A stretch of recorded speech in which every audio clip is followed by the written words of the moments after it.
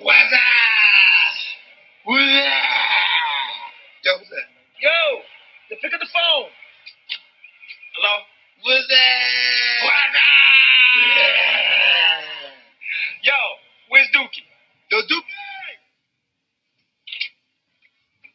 Yo. What's up? What's up? Hold on. Hello?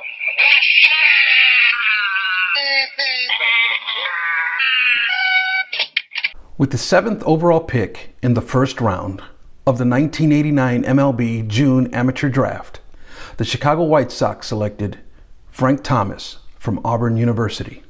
He has 6 official rookie cards, 2 parallels, and one of the most iconic rookie error cards in hobby history. Let's begin. Hey YouTube, Victor here with AllTimeGreats.blog. And before we get into the rookie cards of Frank Thomas, I just wanted to say thank you for your support on my 3-part series highlighting the iconic rookie card. I also wanted to say thank you to Sports Card Talk, which is hosted by Ray from Philly and This Baseball Card Life. They allowed me the opportunity to come on and talk about this 3-part series, and it was my first guest appearance in what I hope is many more to come pertaining to this topic. And I also want to send a special shout out to a channel called Because I'm Carlos. Thank you, Carlos, for your encouraging words. If you missed this 3-part series, no worries. I'm going to attach all 3 videos at the end of this one. For me, the decade of the 1990s was epic. Now, arguably, one can say that the home run era started in the late 80s. But the decade of the 1990s gave baseball fans one of the most offensive, run-scoring eras the game had ever seen. At its peak, 2 players always stood out: Ken Griffey Jr. and Frank Thomas.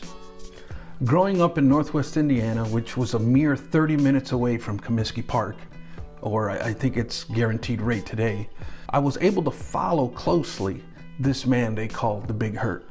Like a locomotive, he was big and powerful, listed at 6'5", 240 pounds. It was a great time to live in the Chicagoland area at that time in the 90s. We had the Chicago Bulls, we had Sammy Sosa, Frank Thomas, and a card shop every other mile. Those were the days.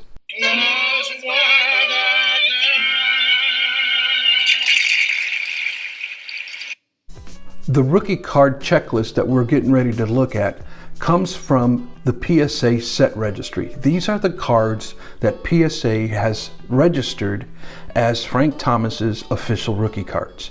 Now, PSA gets their checklist from Beckett. Whatever Beckett says, that's what PSA follows. Now, I'm going to get into Beckett. I'll be doing a video pertaining to Beckett and the rookie card in a future episode. So let's take a look at the rookie cards of Hall of Famer Frank Thomas. Okay guys, so leading us off is this beautiful 1990 Bowman number 320. Now this was Bowman's 2nd year release, and they stood by their word, promising collectors lots of rookie cards in their product.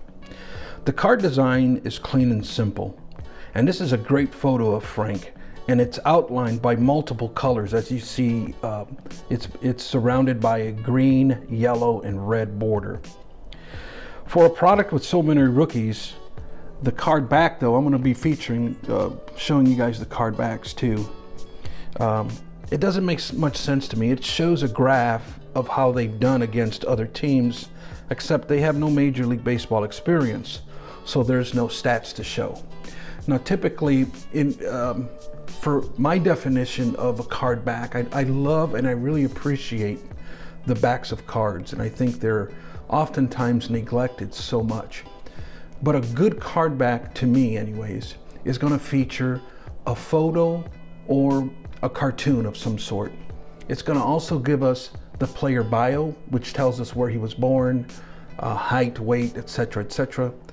It's going to give us statistics, and it's also going to give us some type of commentary. And so that's how I typically grade the card back, by those 4 criteria: photo or cartoon, player bio, statistics, and commentary. So looking at this, You know, the Bowman falls short in a couple of categories, but that's okay. It's still a great looking card, and I really appreciate the card front at least the most. Now there's one parallel for this, and that's the Bowman Tiffany. Now historically, the Tiffany's have not been recognized as true rookie cards because of their distribution method. Next up is the 1990 Fleer Update number U87. Now Fleer Update is an extension of the 1990 Fleer set. Now the purpose of an update set is to give manufacturers a chance to update players who've been traded to new teams, or to include any rookies that they may have left out in their flagship product. And that's exactly what happened here with Fleer. They did not include Frank Thomas in series 1 or 2 of the flagship product, so they included him here in the update set. Now this is a great photo and card design, easily one of my favorite Thomas rookie cards. I love that old C on his hat is the key for me. The card back doesn't give us much, but it does show us minor league stats at least, and there are no parallels in this set. Next up we have the 1990 Leaf, card number 300 in the set.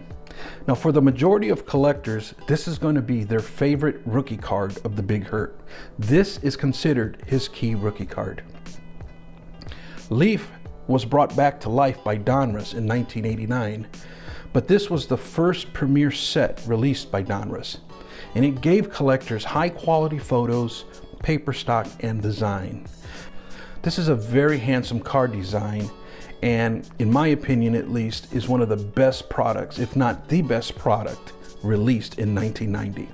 It had quality, and nobody produced anything this good in 1990.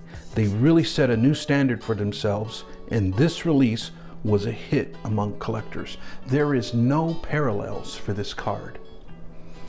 Taking a look at the card back, what we're going to see here is what I consider a quality card back. As you're going to see a very nice photo of the Big Hurt there, and right above that you're going to see player bio, you're going to see statistics, and you're going to see commentary. So it hits on all 4 of the key points for a card back. This is overall an absolutely phenomenal card. The next rookie card of Frank Thomas that we're going to be looking at is the 1990 O-Pee-Chee, card number 414. Now today the O-Pee-Chee brand is owned by Upper Deck, but back in 1990 it was owned by Topps. It was the Canadian version of Topps, and it mimicked the Topps brand in every way except for a few distinct details. Now if we were just looking at the card front, this card would be difficult to distinguish whether it's a Topps or an O-Pee-Chee, only because the O-Pee-Chee brand is not stamped on the card front. But if we were to turn this card around, we can see some distinct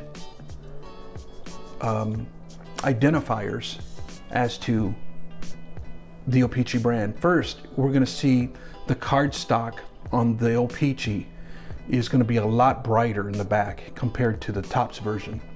We're going to also be able to tell at the lower right hand corner there, you're going to see 1990 O-Pee-Chee printed in Canada. And we're also going to see, not all the time, but you may see some English with French translation, but those are key indicators on how you can tell if it's an O-Pee-Chee, because if you just look at the front, there's no identifier in the front that says it's an O-Pee-Chee. But if you turn it over, you're going to see the brighter cardboard stock, you're going to see the O-Pee-Chee name brand on the bottom, and you're going to see some form of French translation, but that is not always the case, so we can't, that would be like the last option. For you registry collectors out there, this was perhaps the hardest one to find. This was the last piece of the puzzle to put this one together, only because I could not find very many of these for sale. I ended up saving a search on eBay, and it took perhaps a month and a half before actually one popped on eBay. And when I got the notification, I did not hesitate. I did not It was a buy it now. I thought it was a little high, but under the circumstances of what I wanted to do as far as my collection, I hit that buy it now fairly quickly. And go figure, if the seller was somebody from Canada, which was pretty cool. But when I got this one in, it was just a very gratifying feeling to finally get this last piece of the puzzle to complete the Frank Thomas set registry. Next, let's look at the 1990 score, card number 663. Now this is a fantastic portrait photo of the Big Hurt. Kind of reminds me a little bit of the 1989 Ken Griffey Jr.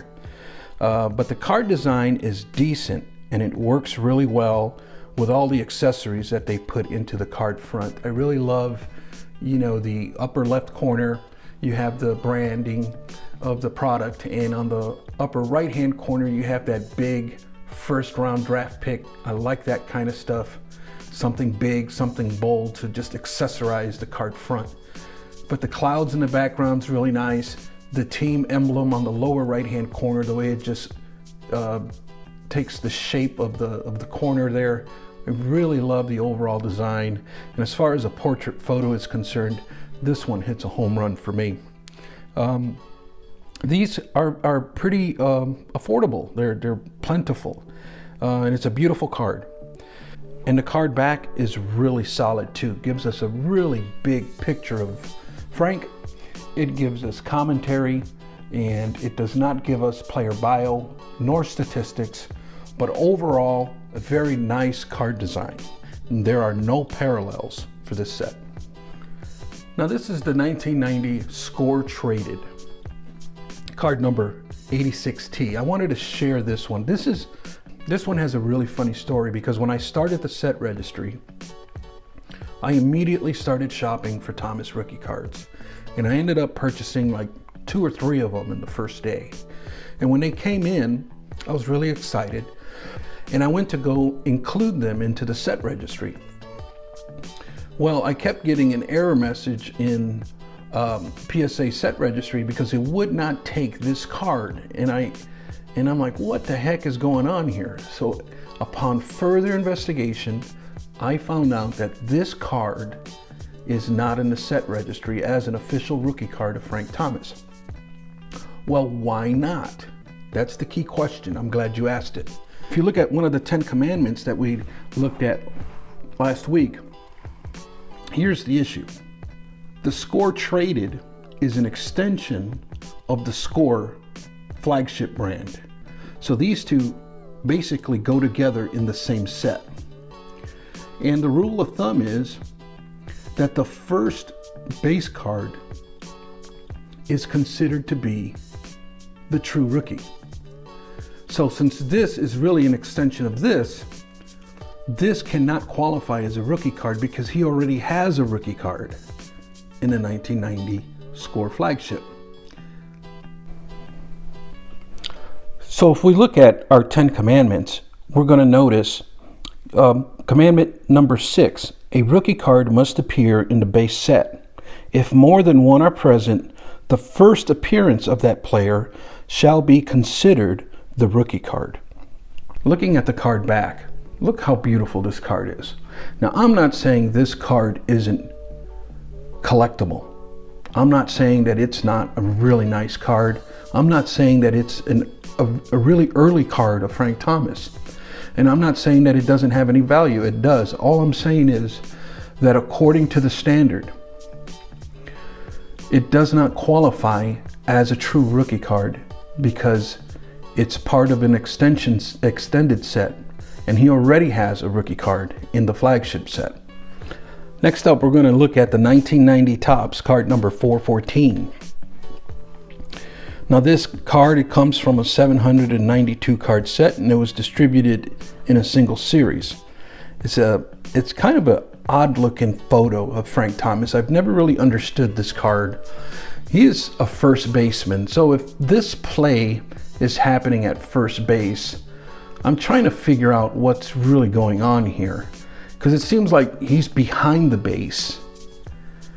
And I just don't see many plays where the first baseman is behind the base with a runner coming in. It almost looks like the runner was photoshopped in, really, because if you look at it, it looks like a 12-year-old kid coming at him for the tag. That's another odd thing.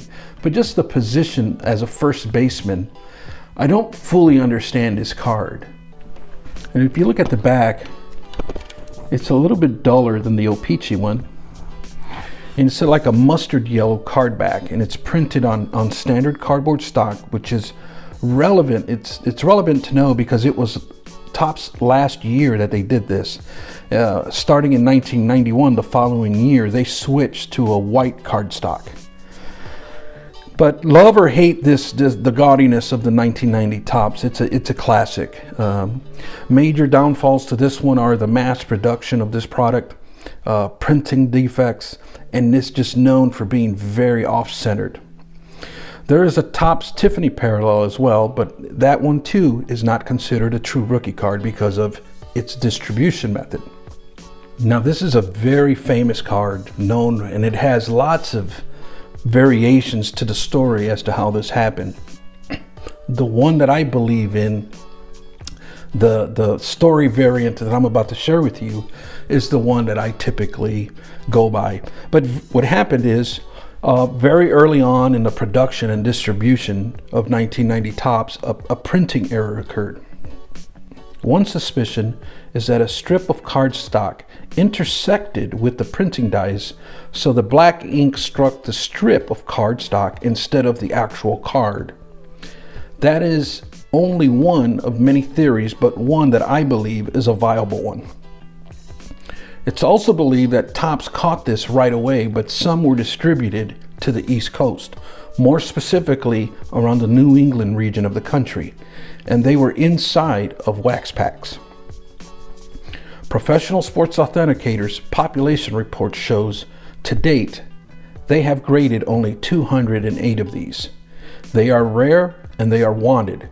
Because of that, this one has been counterfeited multiple times. In fact, I would not even consider purchasing a raw copy. As of the date of this video, mid-grade copies, being PSA 4 through PSA 7, sell between $3,000 and $5,500. On August 24th, 2020, a PSA 9 sold for $16,800. And on May 20th, 2012, a PSA 10 sold for $24,243.60, respectively. Now, looking at some career stats and accomplishments of Frank Thomas, his best years were between 1991 and 1997, where he finished in the top 10 in MVP votes each of those years, and actually winning MVP honors back-to-back years in 1993 and 1994. He's also a 5-time All-Star, a 4-time Silver Slugger, and a 1997 batting title champion.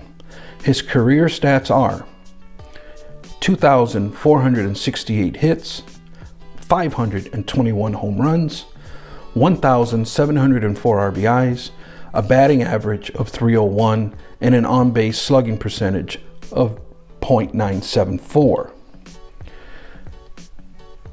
Now, the final years of Frank Thomas, in 2005 when the White Sox won the World Series, Frank was on the injured list and only played in 34 games that season. He did earn a ring, but was traded the following year to the Oakland A's and had a very successful 2006 by hitting 39 home runs and 114 RBIs. He spent a couple of years with the Toronto Blue Jays in 2007-2008 before being traded back to the A's only 16 games into the season. Today, Frank is a studio analysis for MLB on Fox, and I must say he does a pretty good job as being a commentator. The only issue that I see with Frank is that perhaps he played a couple of years too long. He's very active in the game still, and he's always been a big advocate for drug testing. And lastly, guys, I'm going to leave you with this. When I learn about the life and career of these players, it inspires me to collect their rookie cards. And when I couple together the learning and collecting, well, it brings about a lot of hobby enjoyment for me. And I hope it does for you too. That's going to be it for me today. I hope to catch you on the next one. And remember to always learn, collect, and enjoy.